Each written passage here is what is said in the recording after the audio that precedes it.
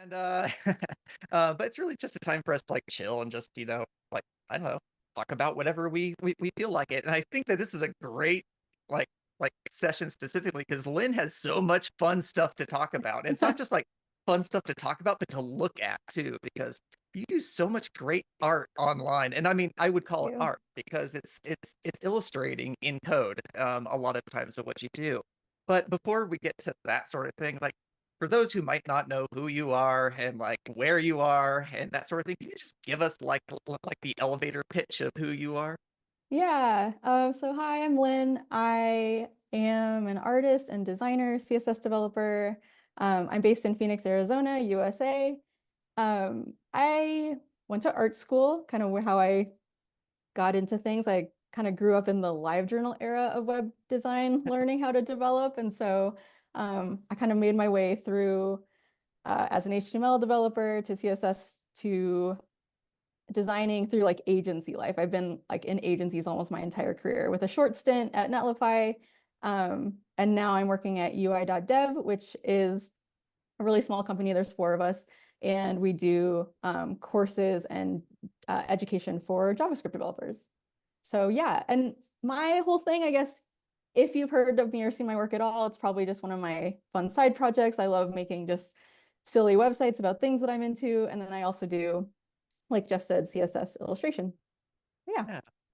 Oh, I love it. And I mean your stuff is so creative and Thank that you. like makes me, like knowing that you came from the live journal era of things and a lot of us were doing the whole view source thing and trying to figure out like what is this doing with this and why does this look like Hmm. this? Like we didn't have educational programs like the ones that you're working on right now for JavaScript developers. So what got you, what hooked you into, actually asking questions about web design and like trying to pick that apart and why did you want to, what motivated you to get into it? Yeah, so I remember really distinctly, I was hanging out with a friend of mine who showed me, I was in high school, she showed me GeoCities. And I remember being like, there was like a moment where I was like, oh my God, you can make websites. I like really distinctly remember it. And I was like, oh my gosh, like just a shift in my life, you know? And so all of our friends were on LiveJournal and then like later on in MySpace. And like the whole thing there was like kind of theming your page. And so I just like got into that. I really wanted my page to be fun and interesting and visually cool. And I was really into art. I was like studying art in college. And so yeah, I did a lot of view source and just kind of like messing around with stuff. And what was cool about LiveJournal is lots of people were doing that. And so it kind of sort of became like a little open source community where people would be like, here's the theme I'm using and here's how you change this. And um, so yeah, I just got into tinkering with the like theming for like social stuff. And then I was really into like local music in college. And so then I started like kind of trying to build my own websites and I got into building websites for local bands and like I built a lot of portfolios for my like fellow art students and things. And so, I mean, it was all a mess. It was all like table layouts and like, it was hacked together. My first job interview, actually, I like really bombed. I didn't know anything about it because you just kind of like copy paste, you know what I mean? Um, and so yeah, I What just kind kind of of got into it conversation like do you that. have? Yeah. Yeah. Like Yeah. what kind of interview do you have back then? It's like, hey, do you like how long have you been designing websites? Well, let me check the time, because it Yeah. hasn't been that long, right? Right. Like, Yeah, I how do remember you they have a asked good interview? me. Yeah, it was rough because they asked me like pretty basic things like what's the difference between like a class and an ID? And I just like had no idea because I mean, I was just dumping stuff in and it worked, you know. Um, but yeah, so I loved web design and I went to school for art. My major was intermedia, which is really vague. It was kind of just whatever. What And so I was like, what does it's hard that to mean? yeah, Yeah. it was so I did like computer stuff. It's like kind of just touching all the media. So I did a lot of sculpture, I did a lot of painting, and so you kind of like mix stuff together. And it was actually really cool and like I feel like informed a lot of the way that I approach kind of my work on the web as a creative medium. But it's hard to find a job in art after school, as people often say. And so I was like, oh, maybe I can do web stuff. And so that's kind of how I went into that. That's actually a good jumping point, especially to like, for those who might be unfamiliar with your work. I'm just gonna, head up to one of the sites that I think I One think a lot of one people. thing, Jeff, Oh your yeah. audio is a bit cracky. I'm not sure Oh if you no. can. Yeah, I know. I Uh, I still love hearing your voice, but it's a of little. course. Anything different here? Yes, Maybe? that No? sounds better. Yes, Oh, yes, great. yes. Oh, Yeah, awesome. fantastic. Check that out. Look at that. Uh,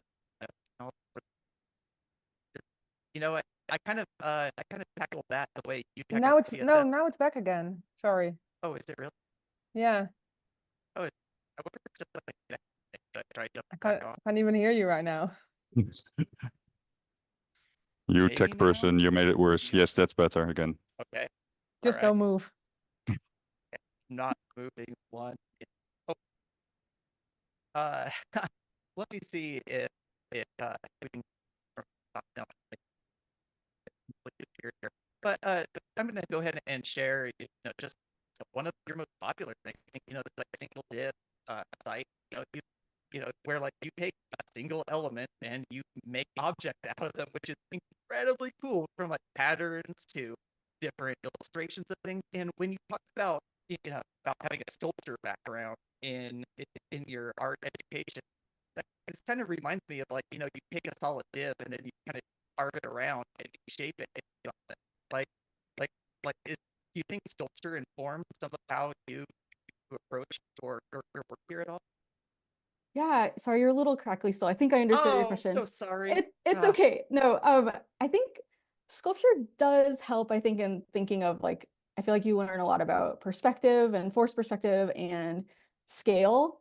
I think those are the things that really helped. As far as like I would say that probably that like the 2D disciplines helped a little bit more, which was like thinking about light and how like you can like fake depth and fake like objects in a two-dimensional space, because with CSS illustration a lot of it is just like layering things on top of each other, and like this shape is approximate right, and so I think they're but yeah, I do think that like compositionally thinking through like objects in space on planes and lines and all of that was like I think my art background really did help. and I mean, I wish I had an art background to lean back on for sort of stuff. My mom was an art teacher, so like you Oh, kind of think cool. like that, I would be all in. No, she was just so intimidatingly good, that I was like, I could never do that. That's I just awesome. looked up.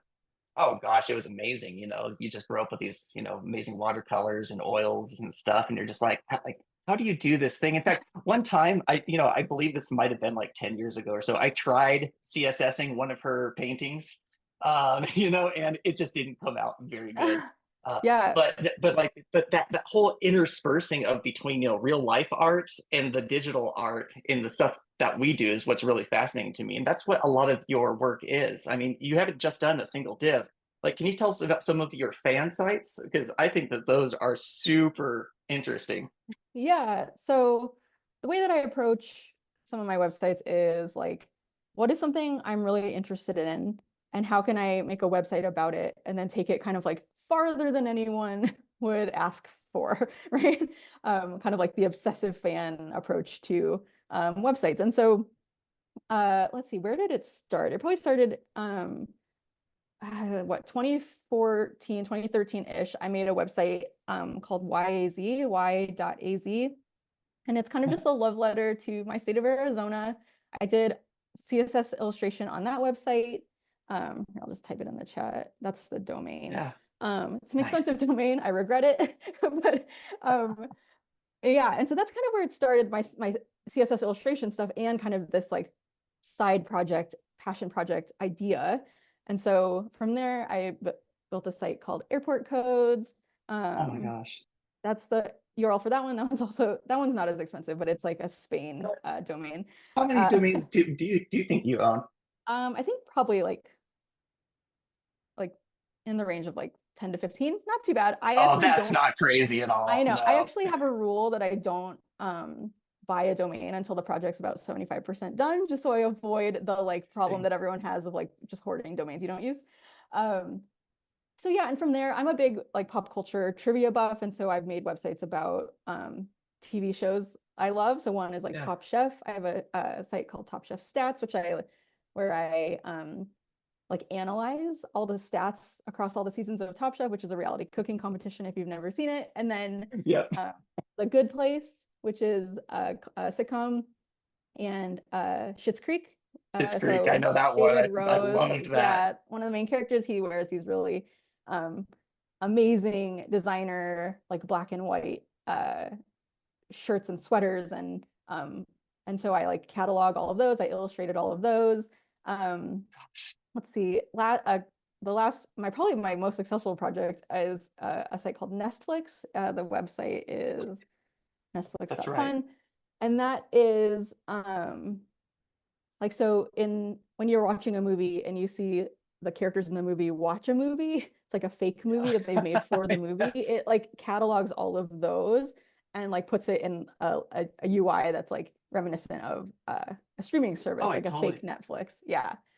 Yeah, for those who aren't pulling it up, I'm just gonna share that to you because it's just Yeah. this really does this is a nice clone of like Netflix in that same vein. But yeah, like there's actually a question in the chat there that like I think it's specific to a single div, but I think it really works for any of the things you do. But Yeah. like, do you start directly in code when you think of these things, or do you start in the sketchbook? Like what's your creative process to kick things off? So I stare into the middle distance for a long time.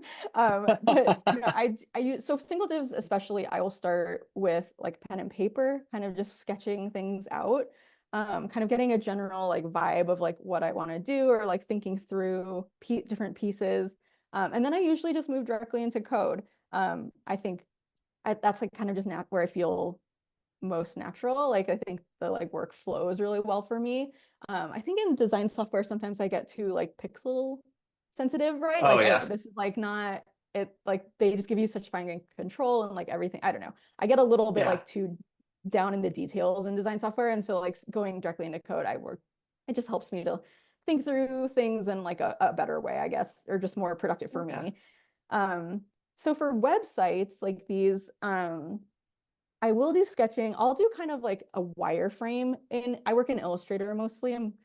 So I'll just do like kind of like a rough wireframe just to like get the like gist of the layout done, and then I'll move into code. And then I'll like jump back and forth. So I do my illustration work in Illustrator. And so I'll do a lot of like, Makes sense. like illustrating, exporting into SVG, like adjusting the SVG, and then like, kind of jumping back and forth between the code. Yeah. Like my most recent portfolio refresh. Oh yeah, so I redesigned my portfolio every fall. So that's like a project of mine. But my most recent one is like, the homepage just says like a ginormous SVG in there. And so like that one was really hard, where I had to do a lot of editing the SVG after the fact, out of like Illustrator doesn't give you very many SVG options. No. And so like I'll export it, do a bunch of changes, preview it in the code, but then I'd have to like change things in Illustrator and then like redo this process. And so I actually got like a pretty good process down of optimizing and find and replace and all this stuff in the SVG. So Oh gosh. yeah, code is where I live for sure, where I do like most of the like where the site really like becomes whatever it is. But I do lean on Illustrator quite a bit. That's interesting, especially with the SVG work. I mean, SVG notoriously has like, really crazy looking markup, right? It's a bunch of coordinates and paths and like ellipse or circle, all these things. And like what kind of editing do you do in there? Are you adding classes for like your groups and layers and stuff so that you have more CSS control? Like what sort of edits are you making in there? Yeah, the biggest thing is classes. So like the way that Illustrator does it is you like set the name of the layer, it outputs it as an ID. And so you have to go and like change it to a class, and then like potentially it like appends numbers to the end too, so that you don't have ID clashing. And so you have to like clean that up. So that's the main thing. One thing I'll also do is, so with my like current website, what's happening is I have all this SVG code, but like I have 4 different themes, color themes for it, for like 2 for light mode and 2 for dark mode. And so I need to dump variables into like fills and strokes and stuff. And so I'll also do that. So I have to like find color hex codes and then replace it with the variable that I want. And so there's like classes, variables, and then there's also I guess I'm trying to think of what other stuff is. Those are the main things though that I really Yeah. need to control with the CSS is coloring and just like being able to like grab it with a class. Sure, it's not necessarily taking and manipulating the shape itself. It's making the markup in there better for you to control and to select stuff and Yeah, whatever, yep. right? Yeah, That makes I'm not one of those people that can look at SVG code and be like, Oh, oh, that's a star. Like I just like can't, like that makes no sense to me. So I need to bring it into like a visual editor. So I'm usually yes. manipulating mostly just like objects as they exist, right? Yeah. Oh, absolutely. And I think that that's funny because yeah, you do get IDs out of Illustrator. You don't get very many exporting options, and then Yeah. for that, but this is a primary tool that many of us use, for the web, and yet, we still have to do some manual work after that, and that's not necessarily stuff that's taught or learned. It's kind of acquired over time. Yeah. Yeah. Yeah. I actually wrote a blog post about like like my SVG export wish list that I wanted, which Oh, like just that's basic stuff like fascinating.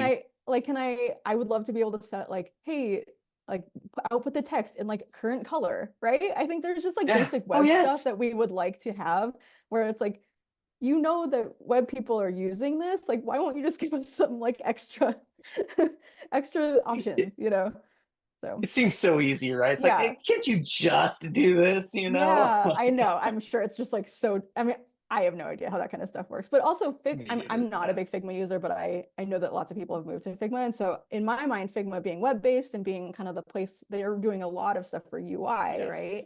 Um, Figma, more SVG options, please. You're the ones helping in this space or pushing it forward. Help Yes. us. Yeah. Yeah.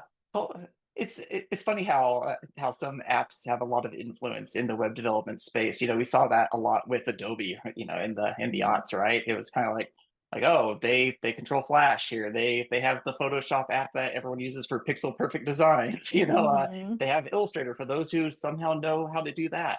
And it just, it kind of felt like, there's just a lot of different moving pieces in there, and these companies, actually hold them and control Yeah. them and influence the way that we work. So Mhm. how do you is there oh wait, there's actually a question in the chat there. I want to make sure I get these. Do you take accessibility into consideration for your illustrations? That's a good point, with like SVG and you're manipulating. Are there any like accessibility considerations that you put into those? Uh, yeah. I think it's really hard. I think there was a um I guess not hard, but just I feel like I'm like winging it sometimes, right? Where because I'm like Hmm. looking from Yeah. like, hey, I have this like, really complicated like illustration that is changing. The illustration is changing based on your browser width, right? And so there's no real like Yes. that just isn't Right. something that most people are doing, and so there isn't a lot of guidance on like how to do that. And so one thing I did a couple years ago, I had this illustration that really, really changed as the browser scaled, right? So there's this experience that's Yeah. like completely visual, it's completely interactive with like a specific user input. And so what I ended up doing is just putting a big chunk of like I just described the experience in on the Oh, page interesting. and like let that be available for screen readers. I didn't know what else to do. And so like yeah, Yeah. I do think about it a lot. I sometimes feel like inadequate, like I don't know what I'm doing enough, It's but easy to. yeah, and so, but yeah, Yeah. I do try to think about color contrast. I definitely do like dark and light mode now all the time as much as I can. And then animation speed, yes, I think like I try to kind of decipher between like what should just go away with reduced motion and what should, Yeah. and maybe is fine, but it should be slower, or is fine if it's like Oh, that's just small that's enough, interesting. right? Like I think there's certain things that feel, um, I don't know, not as I do actually get motion sickness from I Yeah. get vertigo and things. Oh, And so like interesting. yeah, Yeah. and so I like I'm really sensitive to it. Like those Apple TV. I don't know if you have Apple Oh, TV. Like yes. those screensavers give This me motion. motion sickness. Yeah. And so like even that I'm sensitive to it. And so I try to decipher like one, if this goes away, does it lose meaning? Right. Like that. I think that's Yeah. important too, because some of the stuff that I'm working on is it's it's I also know that like the stuff I'm doing is not normal for a normal web experience. And so like Yeah. there's maybe some more gray area, but I do like to try to think about what things are meaningful, what can be removed and still convey the thing that I'm trying to do. So Yeah. yeah. Well, there's also so much. I mean, I don't think subjectivity is the word that I'm looking for, but the idea is that we know that there are certain best practices in accessibility that we can just do in, while we work, like color contrast, stuff like that. We just know that there's a guideline for that. But other times it's really user based, right? And you kind of have to know how someone is using something to and know like what accessible experience to provide. And that's where like I get hung up a lot. I'm like, gosh, I just don't know enough about about accessible user interfaces to like, to take this design and imagine what use case scenarios I need to account for because there's so many. And when we talk about impairments, what kind, right? Yeah. Um, yeah, so it just makes it, really difficult, especially yours with your site. I don't know if people have headed over to Lynn and Tonic so far, but when you're squeezing down the viewport, the character, it changes your direction, your path. It changes the whole background of things. Like the whole context changes. It's a literal context change, and so yeah, like being able to accessibly put like alt text or like some sort of title and description tags inside of your SVG or something, that would be, you'd have to get really programmatic in some way and then know how to trigger those screen readers to like adapt to those changes. Like Yeah. I just don't, I wouldn't even know where to start. I don't either. And so I think I've always kind of just defaulted to, I'll just describe what is happening, right? Yes. But providing the context. So like one thing about the site is not necessarily like, so this year, I guess, and all past years, depending on what size your browser is when you view this site, you're getting a different site than someone else who's like looking at, right? And so that contextual, I don't know. It's probably something worth like looking into, but also I think it's just like a rare thing that's happening. And so It I don't is. know.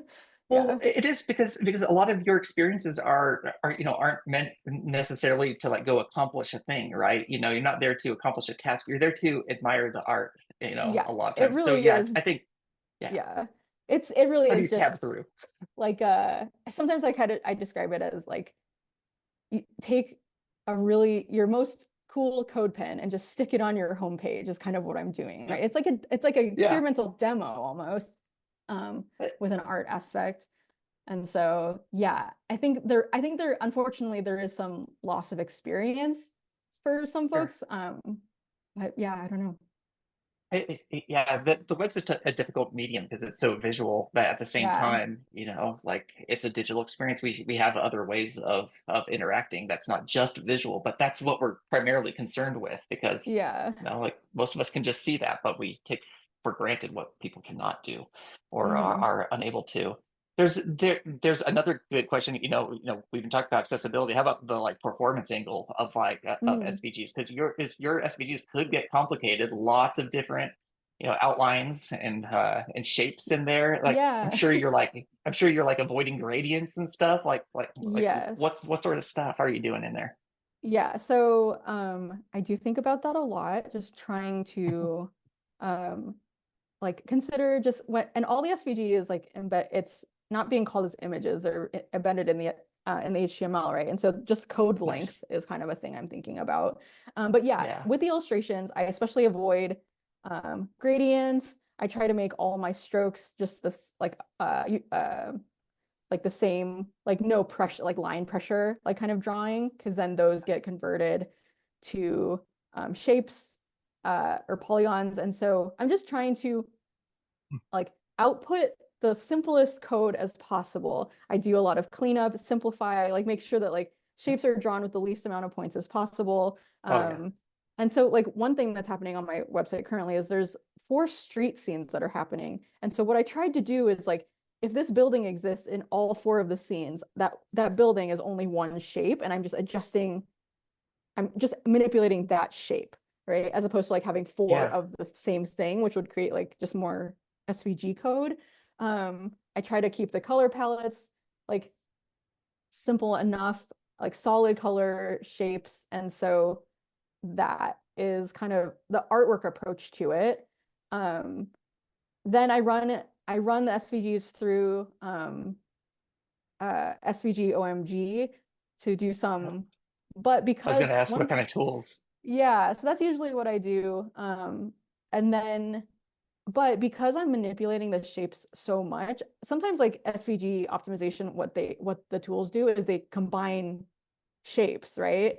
They're like, oh, these are all the same color or all like nearby, and they'll like combine all the points to make it just really efficient. And I just can't have it do that because I'm um I need to like have really fine-grained control. So there's a little bit of limitations. It's kind of a trade-off of like, is this effect good enough to like accommodate or like to account for this extra code, right? And so it is Oh, kind of a back yes. and forth. But what I try to do is like the first pass of the illustration, I try not to think about that too much and just like build it out, right? And then I go back and do a lot of optimization of shapes and removing stuff, combining things.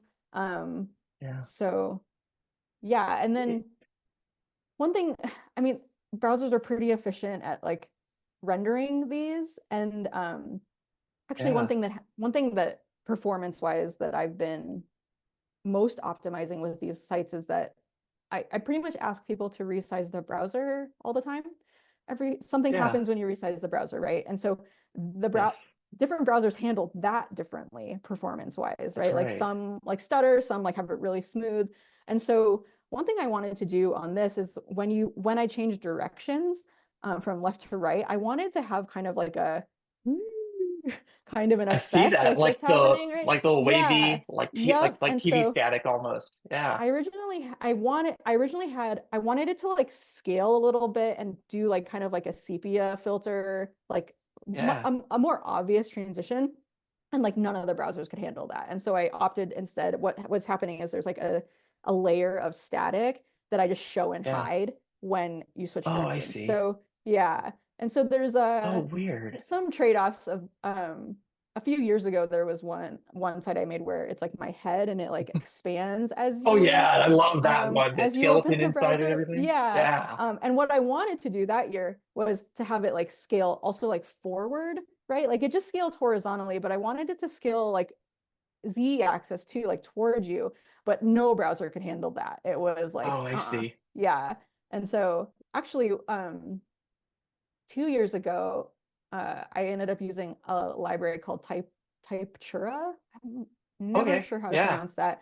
But what that Yeah. does, that I know you. library does, okay, yeah, it creates interpolation for responsive. It's meant for type scaling. Yeah. But what that did was at the time it used a little bit of JavaScript. Now it's CSS only, I guess, but it Yeah. allowed for me to do some of the like stuff, the scaling kind of forward and backward that I wanted to do previously that I Yeah. couldn't. So that was kind of cool. I I'm see mostly a that. CSS developer, but like if JavaScript can Yeah. help me out, I do use it. Same boat. As Yep. little as I can. Yep. My ultimate goal is always to have it just be like a CSS demo, but like the past couple of years I've Oh needed yeah. JavaScript to like enhance it, but That's a good yeah, thing though. That's yeah, JavaScript doing what it's supposed to do. You're enhancing with it. Like I think yeah, that like I think we're, modern CSS is getting to this place where it's like we're using JavaScript responsibly again, yeah. and it's like, oh, I can keep the presentation with the presentation. I don't have to go manipulate all this in like hacky ways. hmm Absolutely. Yeah. But in um before I ask you another question I have here. I just love that you put Linda Belcher at the very center of your My Bob's Burgers vibe. my wife. I love Bob's burger stuff. I mean, I keep Nice. a little Bob Oh, perfect. That's nearby. awesome. I have Gene over there as beef squatch and all that. Love Yeah, it. it's but my wife, got a kick of you having Linda in the very middle. She's Nice. like, that's my favorite character. Someone in the chat asked, what CSS properties are you excited about? Now, I mean, I could take that to mean like what do you lean on the most Mm. in your work? Like are you using a lot of box shadows and gradients, to form these things? But then also, I'd like to know too what sort of exciting things, on the bleeding edge of CSS, since it's like going gangbusters right now. What sort of things are evolving in there that you see some opportunity in to adopt into your own work that you're a little excited Yeah. about? Yeah. So like as far as my own work, I feel like the thing that enables this work, especially the CSS illustration, is like CSS backgrounds, like image gradients, basically, right? Like Yep. linear gradient, conic gradients were a game changer. I didn't start doing conic gradients until like pretty late in my single div-ing. But Yeah. that one was like, oh, I can do anything now. It was like Yes. just a jailbreak, right? So that I would say though that's my favorite thing. As far as like new stuff, I think like I'm using a lot of has. I feel like has like opened up Yes. a lot of just the frustrations that we've had with like selecting previous siblings, like parent selector stuff. Absolutely. I feel like Yes. I feel like my superpower is like adjusting CSS, making the UI do what I want to do without having to add additional markup. That was always kind of my Yes. thing, right? And so has makes that even just more powerful, makes me just like 10 times that. Yeah. Don't So need I love additional has. wrappers and stuff. Yeah. Yeah. I think what's interesting about CSS now, what's happening, is a lot of the newer stuff that I haven't looked at, like layers, Yeah. and like I think a lot of it is really helping like CSS architecture, right? Like it's really helping with like is. design systems and like structure and like eliminating a lot of the pain points of like name collision and Namings. Yes. specificity and like all of these things, right? And that's not where I thrive typically. And so I want to look into those, but I just haven't because it doesn't affect my work as much. I tend to work Yeah. alone on my stuff, and so there's just not a lot of that kind of stuff that like Oh. concerns me. But the thing that I'm also excited about are container queries. I think that's something we've always Mhm. wanted for a long time. I feel like there's ideas in my brain about container queries that could be cool demos, but they haven't like formed yet. So that's exciting to me, kind of Yeah. like thinking through like there's still potential there that we haven't realized, which I think is cool. The other one is view transitions. I think to me that feels like it sounds like they're a little unreliable right now, mostly in They Chrome, are. right? And Yeah. so yeah, and Yeah. so I would love to see that kind of fully realized too. I feel like that has a lot of potential on like app sides, but also for art. I think that will be just Oh, really of course it does. interesting, right? And Oh, so I yeah. like that in terms of like interactivity too. I don't know. I think that would be really cool. I'm excited about that. Scroll animations. I think Oh, you um especially. Yeah. yeah, With your I work, think that's like a natural go together. yeah, I think I've done some experimenting with um like scrolly telling type sites where Yeah. I would try to use so I did like I've done some kind of course like parallaxy effecty type things trying to figure out how to make that really cool, and then also using like uh background attachment fixed. I Yep. did a site once that That's a used great trick. that to kind of a cool effect. Safari doesn't support that, but it was like it was kind of the CSS hacky way of making kind of like scroll experiences that are interesting Yeah. without having to use JavaScript. Um, of course, GSAP has made scrolling animations easy for a long time, but it's cool Oh, that it yeah. will potentially be native, and I feel like there's a lot of Library possibility free. there. Yeah. Yeah. So I think those are things that I'm kind of thinking about every year when I Yeah. do my portfolio. I kind of think about, okay, what thing can I learn, or what thing can I stretch or try out to do something weird with? And so those are the things I'm kind of thinking Yeah. about right now. You know, that's exactly right. When you say, modern CSS is really getting into the architecture of how we write and organize our code, I 100% believe that too. I mean, yeah, cascade layers is the obvious option. Of course, nesting is yet another. But Yeah. then when we start talking about scoped CSS, where it's like we can define a starting point and ending point, based on the proximity of an element to the selector, it's like, what, we don't have to worry about like whatever we name this. I just define a scope, and then nothing, it's like a force field around it. It's not going to penetrate that. Like, that's Yeah. really stinking cool, and it allows us to be more semantic, just to select elements as opposed to having to like name a thing, which, whew, naming things is hard. Yeah. uh, Yeah. I mean, thinking about how many like CSS libraries popped up or frameworks or whatever just because people didn't want to name stuff, And so I think well, um Tailwind, yeah, who yeah. wants to name utilities? Those suck, Yeah, right? yeah. Like, So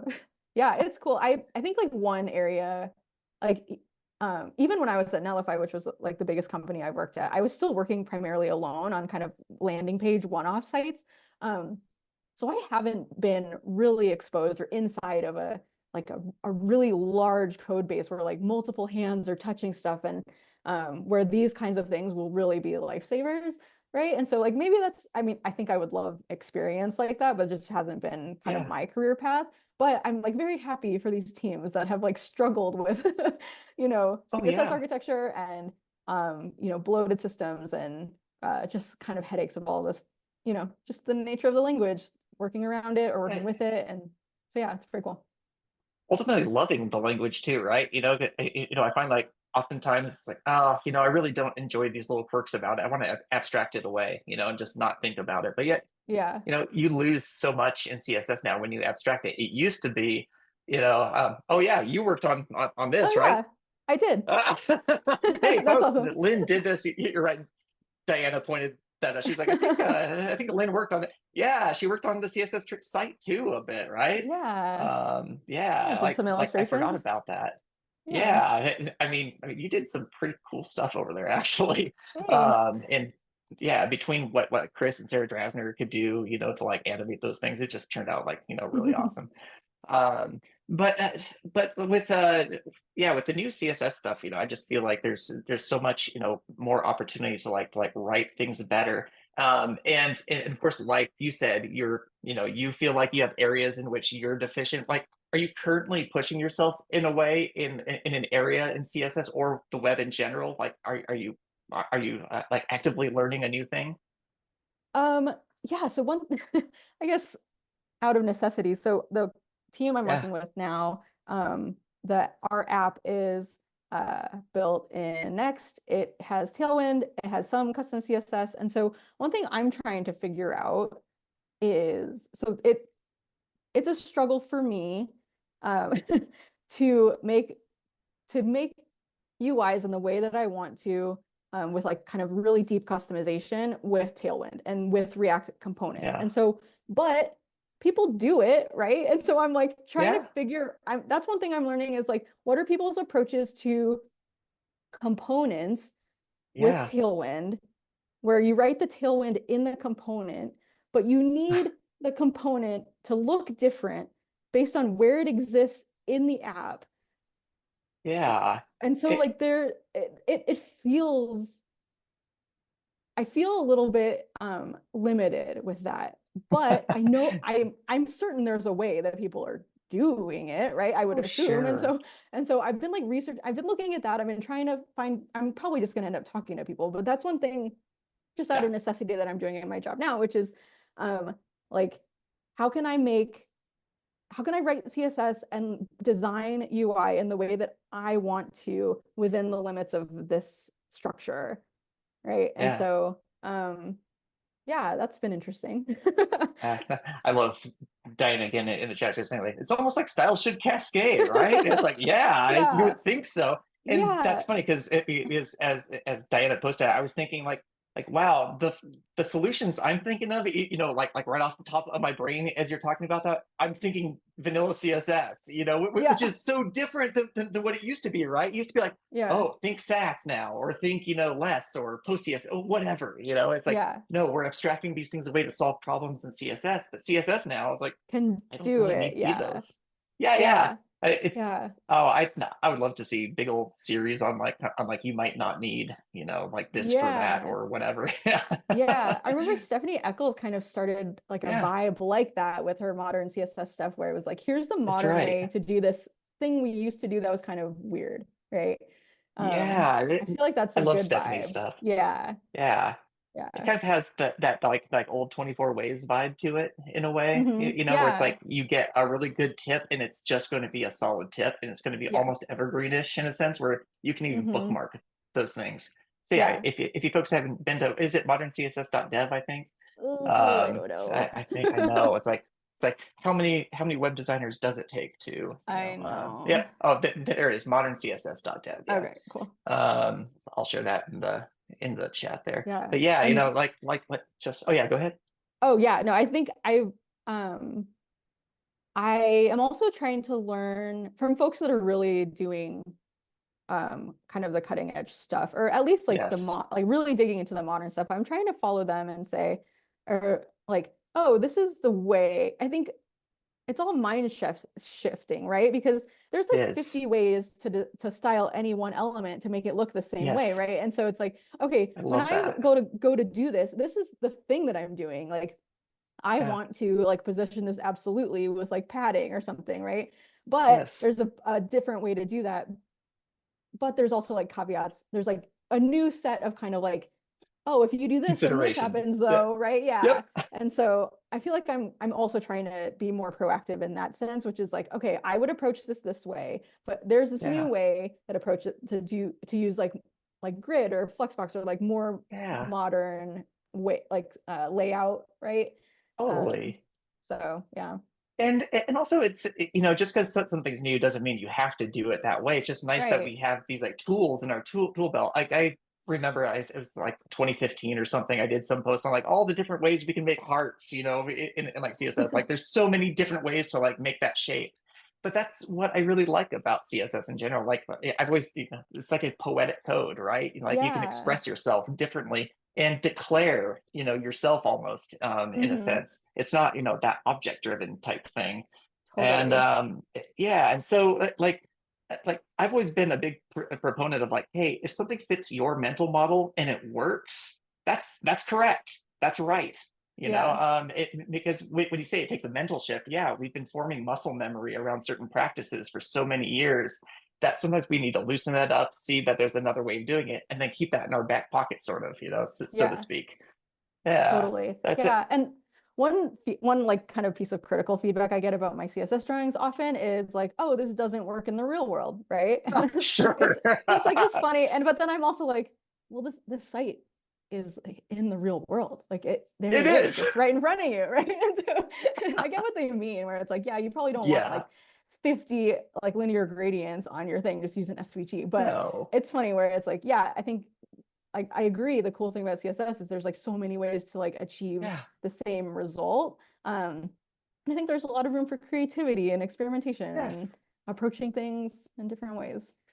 And it just like not just respecting but also admiring how other people approach things in a way that like you wouldn't automatically think about it. Yeah. Like I've seen some clever things. I'm like, oh, that was right in front of my face the whole time and I didn't think about that. Like, Yeah. gosh, that's so clever. Like Yeah.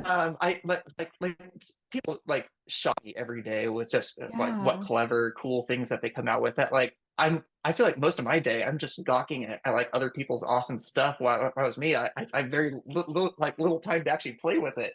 Hmm. There's just so much like innovation out there. Are Totally. there any developers that you're particularly drawn to right now? Yeah, so I think um I feel like Ryan Mulligan, who is at Netlify, we got to work together for a little bit. I feel like everything he That's posts, I'm cool. like, oh, bookmarking that. Like it's creative Yeah. ways to do things Same that here. you actually need in a project. I feel like Yeah. that is just great. I think Stephanie Eccles I follow just has excellent educational stuff. I've um recently ported like an old blog to 11D and she Oh, just cool. saved me she published so much stuff about 11D. I was like, ah, what a lifesaver. Um, but yeah, I Cool.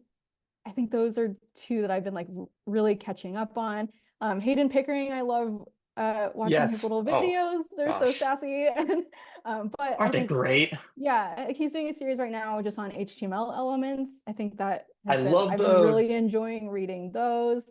Um, of course, like Shop Talk Show, I listen to um, kind of regularly. I think they're always kind of just talking about new stuff. Um, let's see, who else? Michelle Like all Barker is these. always writing Oh, amazing yeah. stuff. Always nice. I don't know.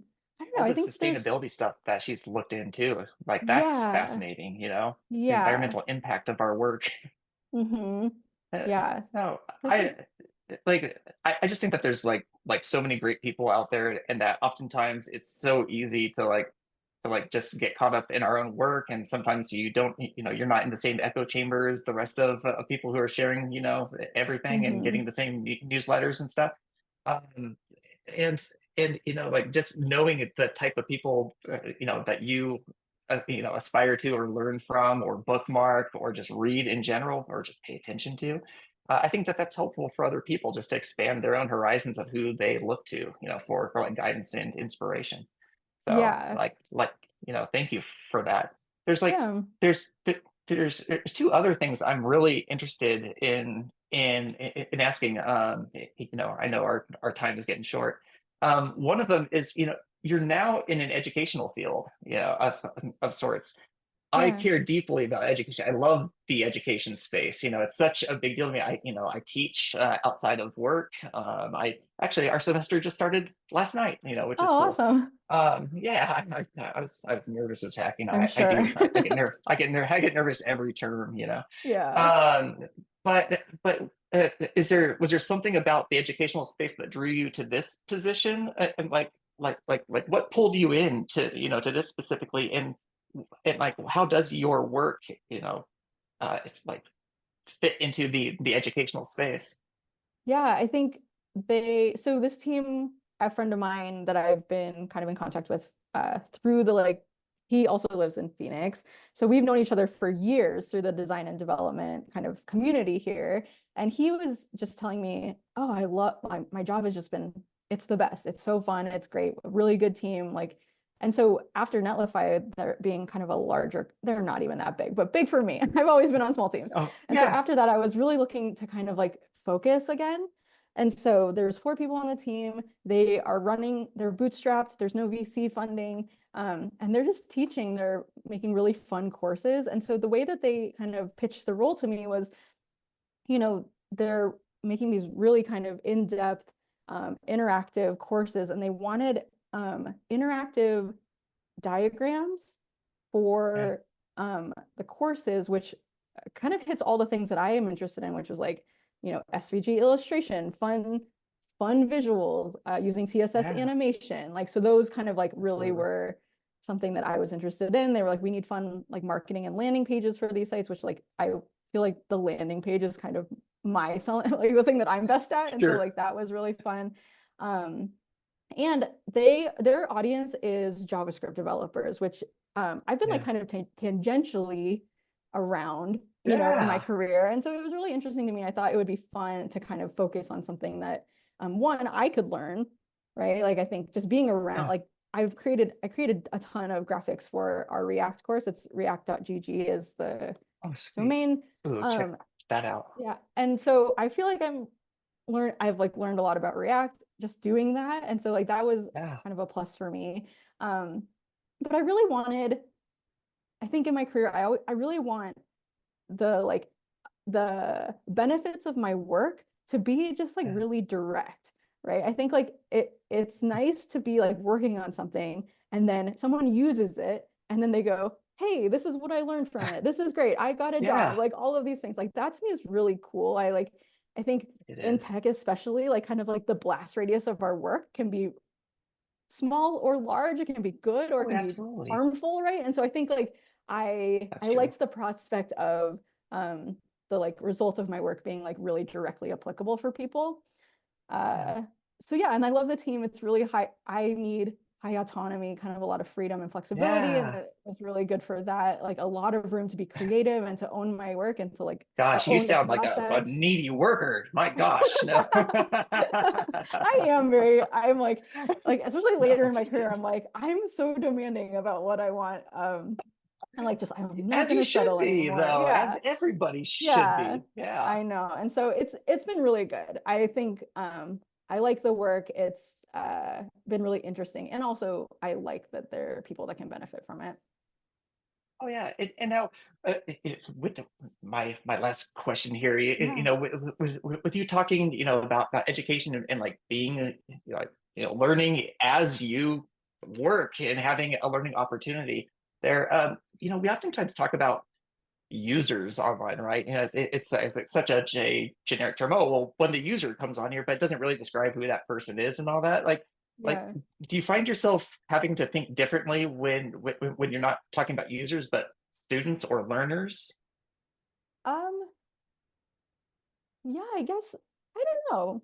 I think yes, in some ways where it just feels more immediate, right? They feel like Yeah. closer to the work, maybe, where I mean the scale is smaller than maybe like in Netlify. Or I worked a lot on Heroku.com, like similarly. Oh, that's Like right.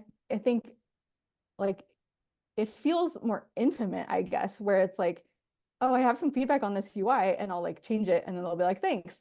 Right. And so like I think there's like That's it. thinking like that where it's like the feedback loop feels very immediate and small, which is nice. I think that That's it feels good. more personal. Um, Yeah.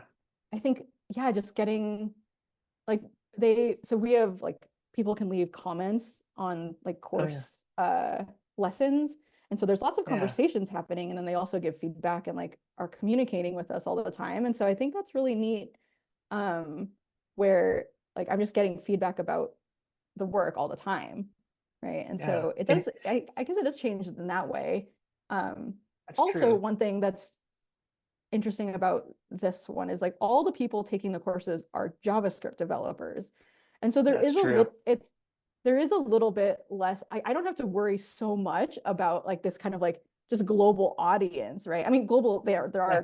they are Of all over the course. world. So we do have that kind of concern, but it's a very like, it's a very narrow audience Yeah. by design, right? And so I think the consideration is a Absolutely. little bit different in that sense too.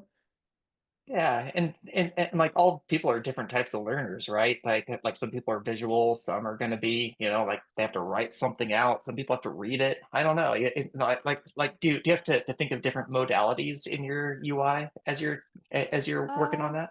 Yeah, for sure. I think a lot of that work has been done for me though by my Oh, that's teammates, cool. where they Nice. in the construction of the courses have already thought about that, which is really nice. And so Yeah, that is each course nice. has like has text content, it has a video, it has interactive graphics, and then there's a challenge and a quiz for every course. And so there's like Beautiful. any like whatever your learning style is, there's probably something for you. And Of so course. that's been nice where it's very comprehensive already, and so I kind of get to, it's very nice. I get to go in and kind of like jazz stuff up and um make sure that everything's working properly, but like I think the consideration from the start was already there. Oh, that's super smart too. And I mean, so basically, you have like the learning experience people, who like defined the like scope of the stuff, and then you're able to like take that and turn it into the final product. That's pretty cool, Yeah, and I'm sure that's like eye opening in lots of ways too, just because it's a different type of person using using your work, and you have to like put yourself in those shoes. There's yeah, one more question in the sidebar, and yeah. we will cap it on this one. When you Okay. create your art with code, how do you approach organizing the parts? So I would imagine, Oh, that like especially when you have a big scene, like a background with buildings and yeah, shop windows. Yeah, how does that like are there separate files or not files, but like SVG elements going on in there? Or how do yeah, you organize that? yeah. Let me bring up Yeah. or I'll just link it. So in this article, I wrote a case study of Ooh, my neat. projects. But this one Oh yeah. does show us a screenshot of like how the artwork is set up. And so like for my current site, I have things Oh, I like see it. there's like 4 layers of SVGs, and they like toggle on and off based on Oh, I um see. like what kind of mode you're in. So like with Yeah. SVG, I usually think of it in like layers and objects. So Yeah. that feels a little bit more straightforward to me. Um, uh, confirm my state Yeah, language. I'm seeing those layers there. It's really interesting to see that, plucked apart so that you see what layers are like influencing the design at Yeah, any given time. It's yeah. interesting. Um, and so with my CSS artwork, because I do a single div, I really only have Yeah, 3 objects to work with. I have the div and its before and after pseudo elements. And so that's kind of yep, how I yep, organize that. And so I will try to keep things kind of like each one becomes like a layer in an object. So it's similar, I guess, that there's like yeah, 3 layers, yeah. right? That kind of like sit on top It's of each true. other. Um, Yeah, I guess like nitty gritty details kind of stuff. Like for a long time, I would do background image as one declaration, and there would be like just 40 or however many. And then I would do yeah, background sure. position. and then there would be 40, and then background size, and there would be 40, like each one. And then later on, I started like using just the shorthand and doing background and putting them all on one line. So there was like 40 total under background, which I find actually like harder to read, but easier to write. And so with the CSS illustrations, I rarely go back and revisit them kind of as a rule. Like this is just like a sketch in time. I don't need to like maintain it, right? And so like if I go back and look at one, I have no idea what's happening. So like I it was that moment of time. Yeah, so like those ones aren't as organized in terms of like going back and making edits. Like this, like the SVG that you're looking at, like for the website, like I knew that I would probably have to go in and like edit there. If I went back and edited things, I needed a process to make sure that like it got back output properly again, right? And so I'm just a little bit more careful with SVG kind of stuff. So yeah, but in the like Illustrator file, you just have like an object per layer. And so you like just are making sure that you're naming all your shapes, and hopefully Illustrator will output what you need. Looking at the code examples in the posts you shared, like it looks like a lot of the CSS is organized by the user preference setting of like dark mode, light mode of sorts, to at least color switch, that part of the experience. So it's like as you're organizing styles, you probably you've like established these like layers of like preferences almost, and then you're like able to like tailor it, and then maybe have like a base layer that they all cascade from, or something like that. So that one is changing colors almost. Oh, I guess one thing that's interesting about it is that like on some from like from light mode to dark mode, it goes from like day to night, and then it also changes from like left to right, the thing. And so some of them I needed to like be really specifically changed. So I would do like in light mode, it's color 5, and in dark mode, it's color 7 or something, right? And so like a lot of it is like chunking CSS variables. So I have like, here's what they are in this state, and then here's what they are this state. And then with this class, this CSS variable is this different color. I don't know. This is complicated. I feel like you maybe read it if you are interested it's in fascinating. it. Yeah. And so it is a lot.